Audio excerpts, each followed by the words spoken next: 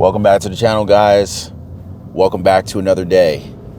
If you guys are stopping by the channel for the first time, please hit the like button, subscribe to the channel, and let me know where you're watching from. Let me know if you happen to live in a neighborhood that has an HOA, and let me know if you happen to be one of the more freer Americans who happen to live in a home that does not have an HOA. I was actually reading a very interesting statistic that 41% of homes in 2024 that were listed for sale have HOA fees associated with them, and or even an HOA equivalent, right? And so what does that mean? Well, an HOA is basically it's like a covenant that the homeowners within this particular subdivision have agreed to follow certain rules, and they have also agreed to allow a particular body to govern how homes are managed, behaviors are maintained, and amenities within these subdivisions will be paid for and kept up. Though these HOAs will govern how often you need to cut your grass, how well you need to keep the weeds out of your landscape. These HOAs will control pretty much everything on the outside of your home. So anything on the inside of your house, the HOA has no control over. But anything on the outside of the house, if you want to change your windows, if you want to change the front door in your house, if you want to paint your house, if you want to get a new roof put on your house, pretty much anything you want to change about your home, you have to get permission for making these changes. And a lot of people don't like that. A lot of people don't like the fact that even if their home is paid off and they're completely debt free and they have no debt on the home, they own the home free and clear, that these HOAs still essentially operate in a way where the HOA has more control over the home than the homeowner itself. And a lot of people don't like that, and I get that. But here's another thing that's coming up here, guys. Condos in different parts of America, particularly in Florida, are experiencing a massive increase in the HOA fees.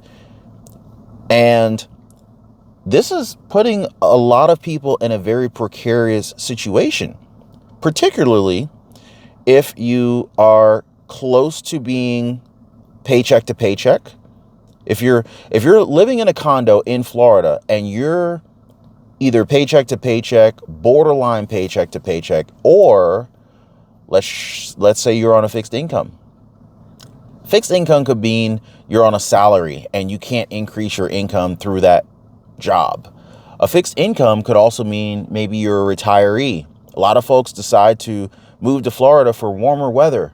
It's generally Florida is generally thought of as being like the vacation destination for most Americans. When people think of, oh, I want to go on vacation, they think the beach. They think beautiful Florida, sunny beaches, which, I mean, I don't know what the temperature is where you guys are watching right now, but it's pretty cold out right now. And I could really, really benefit for some warm 80 plus degree sunny weather and some sand in between my toes. I'm just saying. Can I get an amen? But a lot of folks are going to find themselves in this situation where the condo fees, these HOAs, whether it's a condo, and it's not just condos, it's homes, like residential single family homes in subdivisions. It's also affecting townhomes. So what happens when folks find themselves in a situation where these HOA fees rise so much that they can no longer afford to live there? Well, what's going to happen is they're probably going to have to consider moving out. And those are for the people who are like paying attention and they're trying to get ahead of it. Some people are going to have to say, hey, we're going to have to move out of here. It's getting too expensive. And I don't know how many people who are watching this video right now are thinking similar things to themselves right now. Maybe some people will say, hey, I don't want to leave. It's going to be more expensive going anywhere else. I have to stay. So then you're going to be in a situation where you have to say, okay, well, how do I make more money? And really, the solution to almost every financial problem ends up boiling down to, how do I make more money? Because you can cut expenses, but generally speaking, you can only cut expenses to a certain extent. But, you know, some folks will be forced to sell. Some folks may not have time to act. And this is going to, depending upon how bad things get, and maybe things won't get too bad. Let's hope they don't. But you always have to prepare for the worst, but hope for the best. And, you know, that's why we always, you know, suggest an emergency fund and, you know, have multiple streams of income so that if any one income was affected, you can still survive and survive off the remaining income streams while you work to replace the income stream that maybe went away. Have investments, ideally investments that appreciate over time and can throw off some degree of either dividends or monthly income, perhaps some form of a cash flow from these investments. And these can come from a number of different sources: stock market, real estate, rental properties, selling products, starting your own business, physical products could be sold. You can sell digital products. You can have, you know, there's all sorts of different business opportunities that could allow for residual income, passive income, or cash flow of some sort that could be thrown off from that business or investment. So obviously, you know, these are some options that should be actively worked on building so that you never find yourself destitute and broke with no money. So what happens when hundreds to thousands of homeowners, townhome owners, and condo owners in states like Florida, which have experienced significant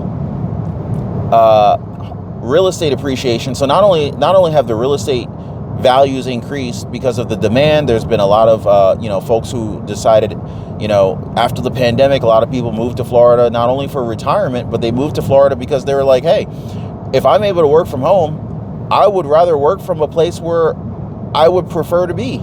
So a lot of folks working from home had decided to move to Florida. Well, some of these work from home opportunities have gone away. And I warned about this for quite some time, many, many months, probably even years before it became more widespread that people were losing their ability to work from home. But the simple fact of the matter is that there was a lot of demand for Florida properties. And so with that increased demand and, you know, there wasn't a surge in new home construction, this drove the price of Florida real estate through the roof. In addition to that, because the home values went up, so did the insurance premiums. Because the insurance company said, well, if these home values have gone up so much, we are now on the hook for insuring a property that is worth way more than it was when people first signed up for the homeowners insurance.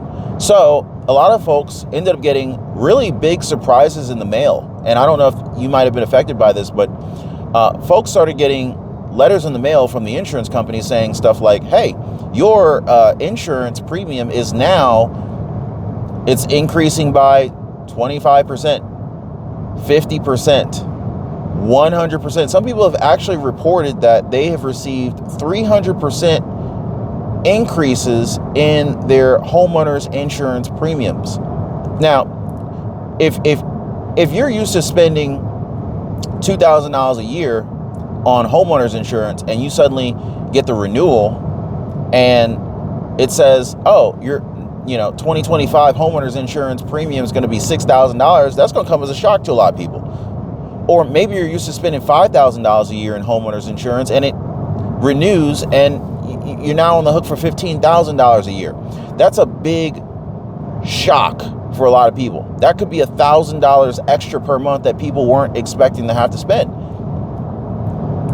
So, these are some things that are literally leaving folks, particularly in Florida, in this situation where they may actually be forced to sell their homes, forced to sell their condos. And I've actually been interested in buying a condo for a long time, but I just can't make it make sense. Like, I'd have to get a ridiculously good deal on a condo that is highly desirable for me to even consider doing something like that. As much as I want to do it, it doesn't make any sense. I'd have to be like stupid rich to be able to just justify the potential financial pitfall of being a condo owner in Florida right now. So what happens when suddenly all of these homes, all of these townhomes and condos suddenly hit the market and they sit because there's a sudden surge in inventory, homeowners, condo inventory, home inventory in Florida? What happens? We know what happens. If supply exceeds demand, then typically prices go down. And some folks may not be able to afford to sell their home too cheaply, depending upon their own personal financial situation. Depends on how much they bought the home for. Depends on how much money they owe on their outstanding mortgage balance. And then, of course, if they're planning to remain in the state of Florida, then it's like, okay, if I were to sell this house, will it actually be cheaper to move somewhere else, or is this as cheap as it gets? And if that's the case, then what are they going to do? They're going to have to make more money somehow, or they may find themselves getting foreclosed on after getting behind in payments. That's another not so desirable situation to be in. So it's going to get real interesting. It's going to get interesting real fast. So what's your plan? That's my question for you guys. Like, what is your plan for what's coming down the pipeline? Now, here's the other thing. If prices start getting pushed down, and here's the other thing, before I get into the prices, insurance companies were leaving Florida because of the natural disasters that were occurring and essentially bankrupting or severely financially hampering a lot of these insurance companies. So these natural disasters have also forced a lot of these condos to have to make significantly costly repairs. And we're talking about, structural improvements to the condos. We're talking about expensive commercial roof replacements on condos that may be 20, 30 years old, 40 years old, 50 years old. And these have resulted in the condo or the condominiums or the HOA associations hitting the owners with very costly assessments because the HOA didn't have the budget for some of these unplanned repairs. And then states like then there's states like Florida where, Governor Ron DeSantis put in mandates that say, hey, certain condos of a certain age or condition are going to have to make improvements. Insurance companies were forcing condominiums to make improvements so that they wouldn't be on the hook for essentially neglecting the property over a period of many years, and then when a natural disaster comes in, it's like, hey, this thing broke, and the insurance company is like, well, we don't want to be on the hook for all this stuff, so we want you to preemptively make your repairs now so that we don't have to deal with claims later that were partially due to just not maintaining the property all along in an attempt to keep HOA fees low. So, for example, insurance companies were saying, hey, if your roof is over 10 years old, for example, Sometimes it was like over 15 years. If your roof is over 15 years old, in order for us to renew your insurance policy, you have to replace it yourself. It may not be leaking, but your roof is 10 years old. We want you to replace it. Otherwise, we're not going to extend coverage to you when it comes time for renewal. So these are the things that people are dealing with. And of course, that results in an assessment, especially if the roof is 10 years old. No one's voluntarily replacing a roof that's 10 years old if there's nothing wrong with it. So chances are the HOA didn't have the budget for that. So then now you get hit with an assessment because you got to do it. Otherwise, what are you going to do? Just sit out there and have this $30 million condominium building just uninsured? That's not a wise move. So, yeah, it's really interesting what's going to be happening now. A lot of investors who are watching lists, paying attention to the tea leaves, and they're aware of what's happening, they're keeping some dry powder. What do I mean by that? Well, I mean they're keeping their credit pristine. 740 credit score or higher will pretty much get you a loan with favorable interest rates, favorable terms under most circumstances. They're keeping dry powder in the form of cash, liquidity. They're remaining liquid so that they can scoop up deals when they become available. They're making sure that they have access to hard money lenders in the event that they need to do something quickly if they don't necessarily have the financial backing to make all cash offers. But these opportunities will definitely be coming up. They always do. And so this is part of the great wealth transfer that we've been hearing so much about.